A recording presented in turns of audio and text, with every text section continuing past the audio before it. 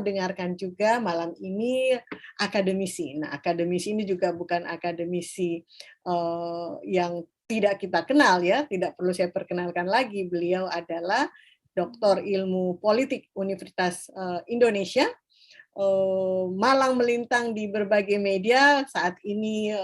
Kalau kita kangen beliau, gampang sekarang tinggal buka YouTube di IC Channel, semua masalah-masalah yang sedang tren itu akan dibahas di sana. Kita akan tercerahkan dengan bincang-bincang beliau.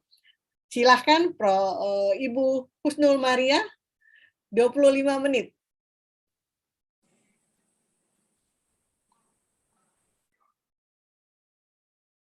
Masih di mute. Masih mute, Bu.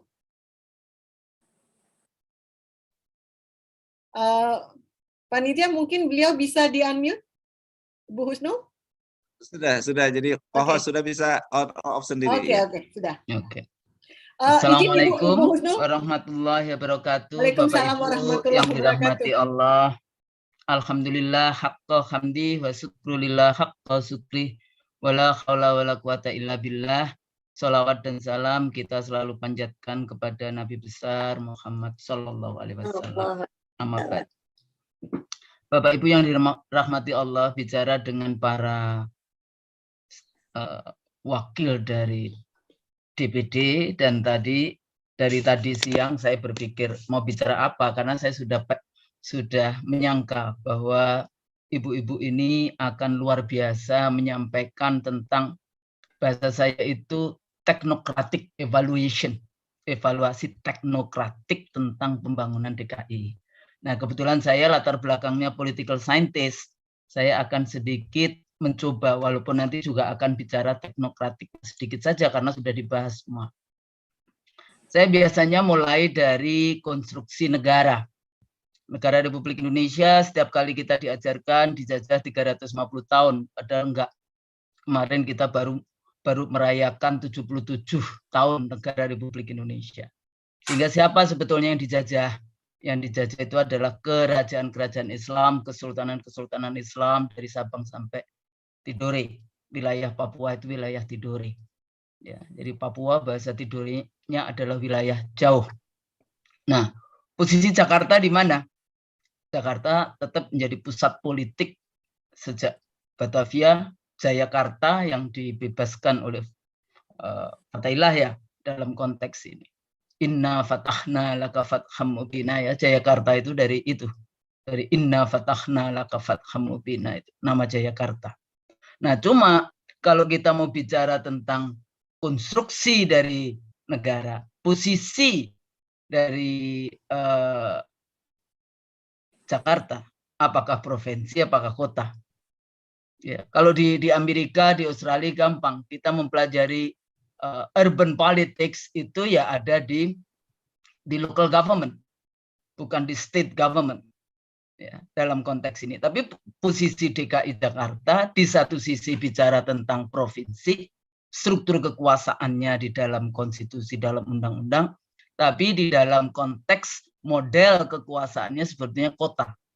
Ya, sehingga menarik untuk bisa melihat kekuasaannya provinsi, tapi kemudian kita lihat day-to-day delivery services-nya sebetulnya seperti di local government dalam konteks itu.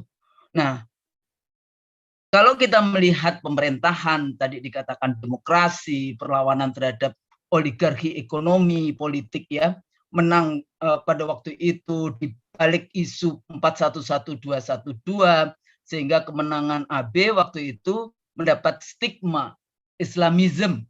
Ya, jadi gubernur Kristen di apa ya bahasanya itu yang di The Guardian. Ya, tidak hanya cuma di dalam media-media lokal, tapi juga media internasional. Ya, salah satunya di The Guardian dalam konteks ini .com. Ya. Terus mereka selalu mengatakan di Kompas itu dikatakan bahwa kemenangan AB itu sebetulnya menunjukkan terbunuhnya demokrasi rasional.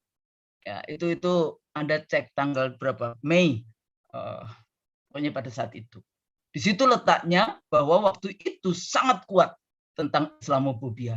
Bahkan Bappenas itu membuat satu penelitian, ya, penelitian tentang toleransi intoleransi. Kebetulan saya disuruh jadi reviewernya dan saya langsung jawab, provinsi mana aja yang kalian ambil sebagai sampel untuk penelitian toleransi dan intoleransi. Mereka menyebutkan bla bla bla. Terus saya langsung, oh hasil penelitian kalian itu, ini Bappenas lu ya, negara. Ya, penelitian kalian itu DKI paling tidak toleran dan NTT paling toleran. Ternyata emang begitu hasil surveinya. Anda bisa bayangkan, untuk membuktikan Islam itu tidak toleran, Anda harus membuat satu survei. Itu Bappenas nasional. Nah, apa ininya, konsekuensinya? Menjadi penguasa DKI itu nggak gampang, karena dia harus berhadapan dengan kekuasaan pusat, harus berhadapan dengan oligarki ekonomi pusat, nasional, hegemoni nasional maupun hegemoni global. Nah, ini luar biasa di dalam konteks itu. Selalu kita dikatakan seperti itu. Itu di bawah seperti political baggage pada saat AB menang pilkada di 2017. Tapi against that background, walaupun dalam konteks seperti itu yang tadi tetap bisa bekerja luar biasa di dalam konteks ini. Ya, jadi kalau kita mau bicara kemana ininya, saya selalu menggunakan kalau kota itu bagus dengan urbanism. Tadi katakan kan, di situ ada partisipasi. Kalau teori biasa, apakah kekuasaan yang diimplementasikan itu elitis, apakah kekuasaannya itu pluralis, ataukah di situ ada community power. Tapi kalau kota-kota besar memang community power, kekuasaan partisipasi dari masyarakat itu seringkali tidak terlihat, tertutupi. Jadi kalau Anda mempelajari tentang New York sebagai pusat keuangan dunia, agak sulit untuk melihat yang namanya neighborhood association. Jadi seperti bagaimana warga itu memberikan masukan-masukan input kepada proses politik. Nah, itu juga terjadi di Jakarta, ya, dengan pusat-pusat finance, perbankan, falas dan sebagainya ada di Jakarta. Jadi persoalannya, Anda bisa melakukan sesuatu, tapi secara kekuasaan Anda terbatasi oleh yang disebut jadi ya dibatasi oleh wilayah karena hanya DKI. Ya, jadi seperti itu. Padahal ada kekuasaan, ada kekuatan hegemoni nasional dan hegemoni global.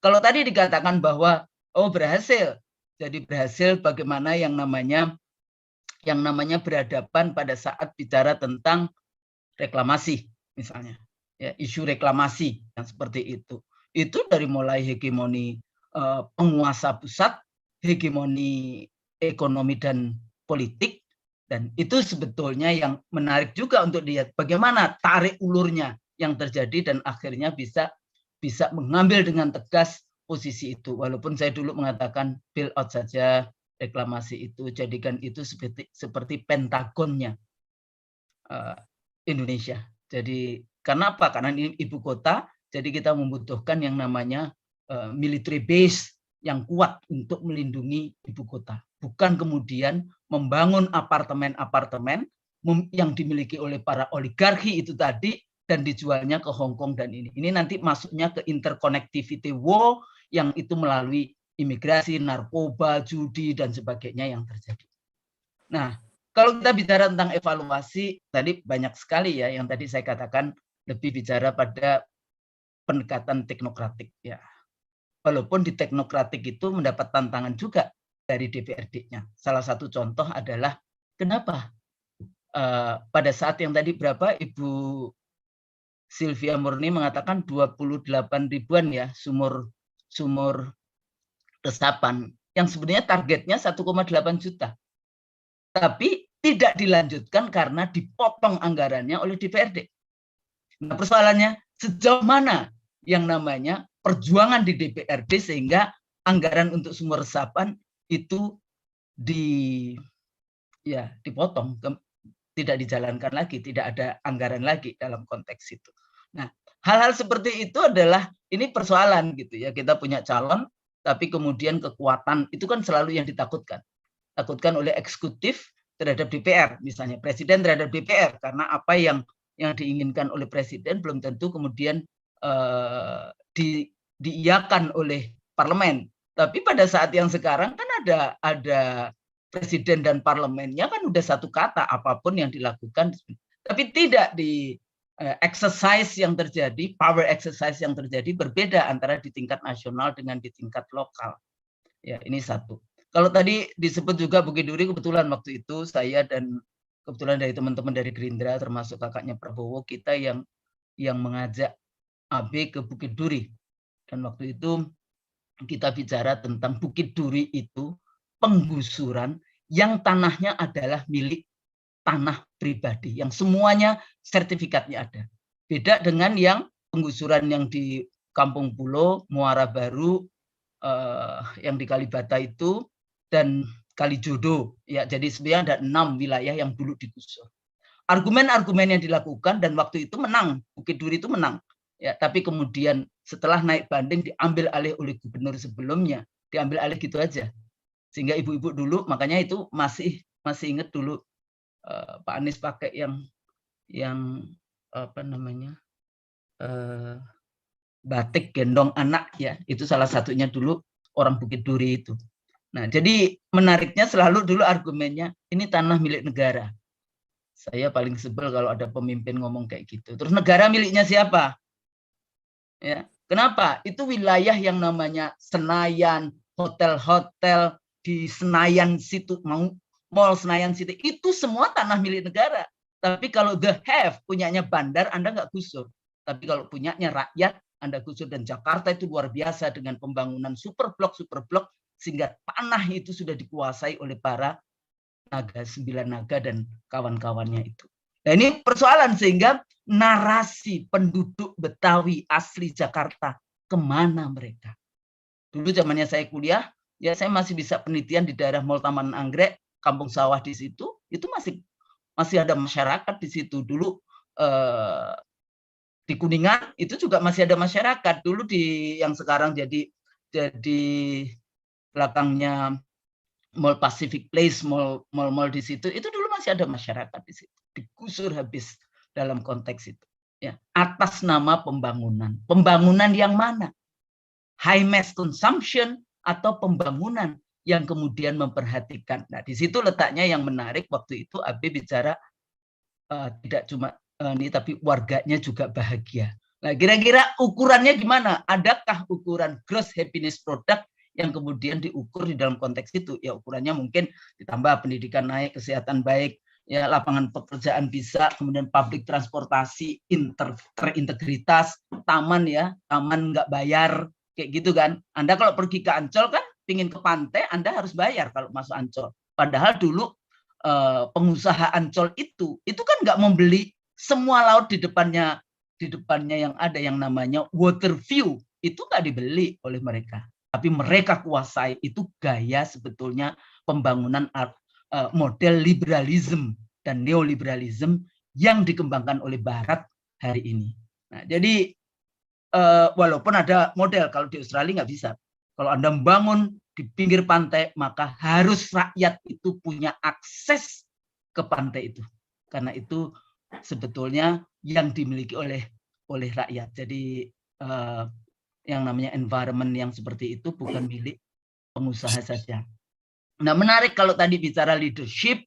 Jadi kalau Anda bicara yang mengevaluasi pembangunan sosial, ekonomi, makroekonomik, finance dan sebagainya ke arah sana, ya. Salah satu yang finance tadi pajak, ya menarik. Ya, jadi kebutuhan khusus, kebutuhan manusia, rumah berapa meter, kemudian berapa meter yang nggak dibayar, di bawah berapa harganya, itu menarik sebetulnya. Model yang menarik untuk kemudian dijadikan model nasional kalau mau kita bicara di kota-kota besar. Dan sebetulnya yang paling parah lagi sebenarnya Bali.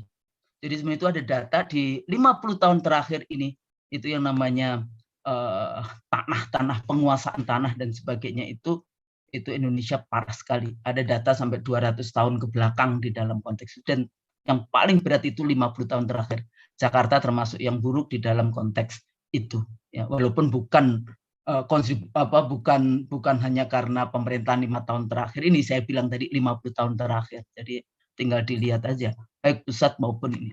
Nah, kalau kita lihat tantangannya apa? Ya tantangan tadi Anda mau bikin regulasi apa? mau bikin apa. Tantangannya salah satunya adalah bagaimana berhadapan dengan para anggota DPRD-nya itu. Nah, ini di sini letaknya, ya. Jadi kalau tidak memiliki kekuatan, dianggapnya kalau tidak memiliki kekuatan di DPRD, di parlemen, nantinya juga di DPR, siapa yang akan menjadi pendukung? Anda harus bisa menjadi deliver ke rakyat. Jadi koalisinya adalah koalisi dengan rakyat. Itu yang paling penting di dalam konteks itu, karena rakyat yang punya kedaulatan di dalam konteks itu. Dan kedaulatan itu sebetulnya, kedaulatan rakyat itu bisa setiap saat bisa diambil lagi. Ya. Dulu cuma dititipkan, tapi diambil lagi. Nah, kalau kita bicara tentang pembangunan yang tadi ya, teknokratik, Anda bisa kesehatan, baik, isu COVID-19, yang paling menonjol diperlihatkan adalah leadership. Dan itu hari ini kita krisis leadership. Semua partai juga krisis leadership. Tapi pada saat menghadapi isu COVID-19, leadership dari Gubernur DKI itu luar biasa. Alat ukurnya banyak, persiapan dan sebagainya banyak. Tapi lagi-lagi harus berhadapan karena dia penguasa wilayah, provinsi atau kota, berhadapan konfliknya dengan polisi pusat dan polisi daerah. Nah, di sini kalau tidak kuat, pasti akan tergusur juga di dalam konteks itu. Nah, tapi kalau Anda kuat, Anda menunjukkan leadership, didukung oleh rakyat, nah di situ letaknya. Tapi nggak gampang, memang tidak gampang dalam konteks itu. Ya, jadi kalau kita lihat, kalau yang detail teknokratik, oh semua 99% sudah punya BPJS dan sebagainya. Terus pendekatan juga menarik, ya pendekatan proses menarik. Kita tahu dulu Jakarta misalnya, kalau Anda yang selalu menjadi demonizing itu misalnya FPI kayak gitu ya. Jadi kalau ada narkoba, ada apa pelacuran, ada apa yang seperti itu langsung ditutup. Nah itu bahasa dari AB mengatakan tidak boleh karena yang penegakan hukum itu adalah pemerintah, bukan kemudian kekuatan-kekuatan masyarakat yang ada. Proses ya ini proses kalau di urban regime itu prosesnya di situ. Proses bagaimana sampai contoh tentang penutupan pelacuran ya kos-kosan yang kemudian jadi tempat pelacuran online dan sebagainya seperti itu. Menurut saya ini juga imbas dari penutupan Doli di Surabaya.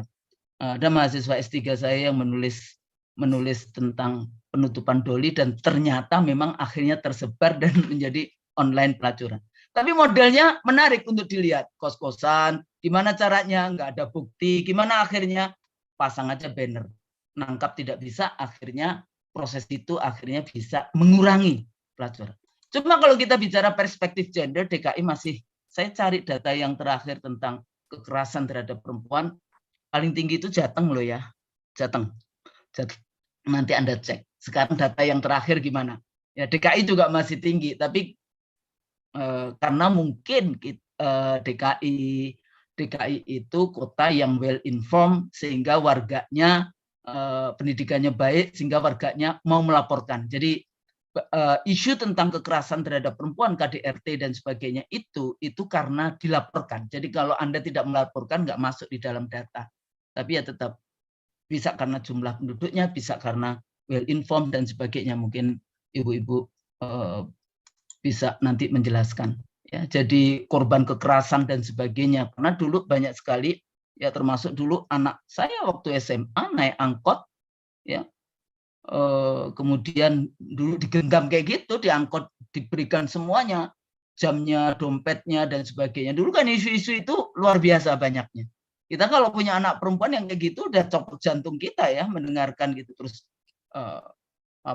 waktu itu pembunuhan mahasiswa diangkot dan sebagainya. Jadi bagi perempuan sebetulnya dan anak-anak isunya jadi kayak anak-anak jalanan ya. Jadi anak-anak perempuan jalanan, perempuan maupun laki-laki sama aja sekarang. Ya, menjadi target ya, target seksualitas ya yang nggak jelas yang seperti itu. Nah, ini juga sejauh mana kayak kemudian itu isu-isu itu telah mendapatkan perhatian dan perbaikan. Tapi kalau kita bicara tentang global climate change dan sebagainya, environment, tentang isu polusi, sebetulnya itu persoalan bagaimana menjelaskan kepada para pengkritik kayak gitu ya. Jadi sejauh mana sebetulnya kan yang namanya banjir kan nggak cuma banjir gitu aja, ada banjir karena kiriman, ada banjir dari Tuhan kayak gitu ya, maksudnya dari hujan, dan bagaimana mengelolanya. Sebetulnya prosesnya itu mengelola itu ya, bagaimana mengelola dalam waktu 6 jam dan sebagainya. Tapi sebetulnya ikhtiar ke sana sudah luar biasa. Jadi isu-isu global climate change itu bisa bisa ada modelnya. Jadi sudah ada model yang luar biasa. Bahkan kalau kita lihat jalan-jalan semua di pinggir-pinggir sungai itu sayur-sayuran.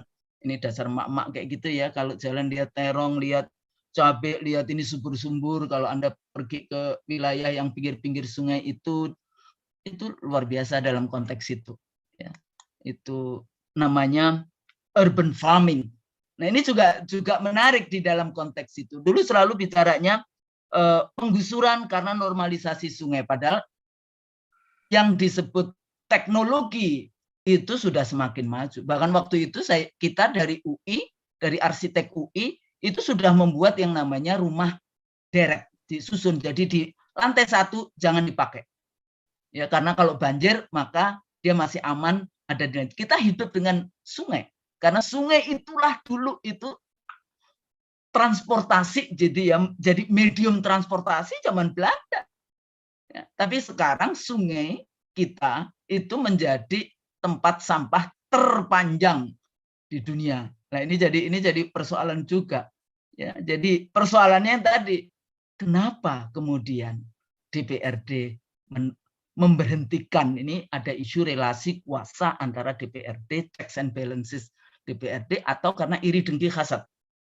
Nah, ini persoalan-persoalan di politik yang thin skin kayak gitu ya. Jadi kalau sudah bicara tentang tentang Indonesia, ini orang Indonesia yang suka katanya senang melihat orang lain susah, susah melihat orang lain senang kayak gitu kan. Mestinya kan senang melihat orang lain senang, susah melihat orang lain susah. Nah, kalau kita melihat pembangunan ekonomi ya, industri keuangan versusnya perlawanannya dengan nasional dan global. Ya, menjadi pusat keuangan itu nggak gampang dalam konteks itu. Kayak seperti ini. Kekuasaannya itu jadi kontestasinya itu langsung dengan global, tapi untungnya karena memiliki leadership global menjadi tetap memiliki integritas dan terhormat di percaturan global kayak gitu ya. Lapangan kerja, ya persoalannya ada yang seru lagi ini, datangnya TKA, tapi kan kalau TKA itu di daerah-daerah yang enggak ini. Cuma kalau Anda lihat pinggiran-pinggiran Jakarta itu banyak TKA itu. TKA dari Cina langsung. Nah, ini jadi persoalan juga di dalam konteks itu. Kalau tadi disebut kita akan jadi global city, akhirnya terbuka, kita harus membuka diri terbuka-terbukanya, tapi kita tidak memiliki kedaulatan. Nah, ini juga persoalan tersendiri di dalam kita ini. Nah, apakah kemudian sejauh mana kemudian signifikansinya di dalam melayani warga? Ya. Jadi transportasi satu negara yang amburadul itu menunjukkan rezimnya itu amburadul. Ya, jadi kalau Anda melihat bagaimana publik transportasinya itu jelek, itu sebenarnya proyeksi dari pemerintahan yang buruk. Makanya menarik untuk lihat bagaimana transportasi dibangun dan sebagainya seperti itu. Tapi apakah kemudian mengurangi itu ya masih belum, karena di Indonesia itu salah satu Anda memiliki status sosial ekonomi tinggi kalau Anda pakai mobil. Kalau Anda pakai mobil pribadi sehingga agak susah untuk ini. Tapi dengan model ganjil genap diperluas dan sebagainya, lah itu mungkin mengurangi yang namanya mengurangi ya itu tadi polusi-polusi yang ada di dalam konteks itu. Nah, di sini negara itu fungsinya apa? Kalau tadi kan kolaborator. Agak kalau dalam teori-teori politik itu ya ada regulator, negara proteksi, negara melindungi. Ya, memang sedikit lagi. Nah, kemudian tadi kalau bicara keadilan sosial, narasi orang Jakarta yang pajak tadi ya, nah itu sudah dibahas. Nah, apa sih signifikansinya kita mau ngomongin AB kayak gitu ya, selain mengevaluasi itu. Sebetulnya kita sedang mempromosikan untuk membangun politik halal. Kalau Anda punya kuasa, Anda amanah. Amanahnya kepada konstitusi, janji suci. Anda menang dengan pemilu halal. Daripada Anda ngomong lu berjudul pusing. Rakyat, oh saya adil Bu, semua partai ngasih duit, saya terima. Katanya adil itu artinya begitu. Ya. Tapi persoalannya dengan AB ini, dia bukan kader partai. Sehingga dia harus banyak melobi partai atau ada kemudian yang namanya kekuatan yang melobi ke partai-partai itu. Saya nggak tahu apakah ada kekuatan di atas itu ataukah tidak. Ide besarnya luar biasa di dalam konteks itu. Dan ide besarnya itu bisa dilihat dari rekam jejaknya. Anda bisa bayangkan ya, sejak jadi wali kota, Anda dulu janji punya mobil SMK. Ini sudah berapa tahun ya mobil SMK nggak keluar-keluar lah. Ini kalau seperti itu, tapi kan juga menang bukan berarti halal juga loh ya. Menang dengan cara halal atau tidak. Tapi itu udah takdir, qadarullah. Nah, kalau tadi saya berangkat dari toleransi interfaith, sebetulnya menarik karena akhir-akhir ini ya dari kawan-kawan kita, saudara-saudara kita yang bukan seiman, udah mulai mengakui bagaimana leadership dari AB. Walaupun juga ada yang kemudian mengkritik kayak gitu. Nah, ternyata memang tinggal kita cari dalil fikihnya seperti apa. Ya, kalau Anda datang bukan sebagai individu Anies Baswedan, tapi Anda datang sebagai gubernur DKI. Nah, yang seperti itu menarik untuk dipelajari lebih jauh. Fikih kekuasaannya seperti apa. Kemudian menerjemahkan konstitusi keadilan bagi warga Jakarta yang sebetulnya masih kekuasaan dari ini. So what? Proses rekrutmen calon presiden hari ini. Ya, kejelasan kapasitas, kapabilitas bikin itu menjadi buku kecil track recordnya. Sehingga pada saat dihantam oleh kekuatan-kekuatan lawan politik, baik yang terlihat maupun tidak terlihat, untuk menghancurkan, biasa kan, menghancurkan melalui KPK dan sebagainya, itu bisa kemudian dengan mudah ditepis. Memilih itu tidak hanya selalu bilang kan rasional-rasional, enggak. Ya, memilih itu bisa karena psikologis, sosiologis itu bisa karena etnik, gender, status sosial ekonomi, urban rural, agama itu masuk model sosiologis. Baru rational choice, baru ideologis. Bisa kemudian psikologis dan sosiologis, rational choice dan ideologis. Foucault, hati-hati Ibu. Foucault itu model liberal. Ini terakhir ya. Foucault itu model liberal, model neoliberal, model yang disebut materialisme. Nah, kita mau bikin apa? Model pembangunan seperti apa? Poros Jakarta Washington neoliberal, atau Jakarta Beijing komunisme, atau yang sering kali Pak Anies AB bicara tentang peradaban modern. Itu seperti apa? Teknologi, high mass consumption, atau akhlakul karimah, warganya bahagia. Itu Al-Farabi tahun 900-an. Fungsi negara utama adalah membangun kesejahteraan rakyat dan membuat rakyatnya bahagia pada level individu, pada level keluarga, dan pada level masyarakat dan negara. Mudah-mudahan kita terus bangun politik halal, pemilu halal, insya Allah barokah.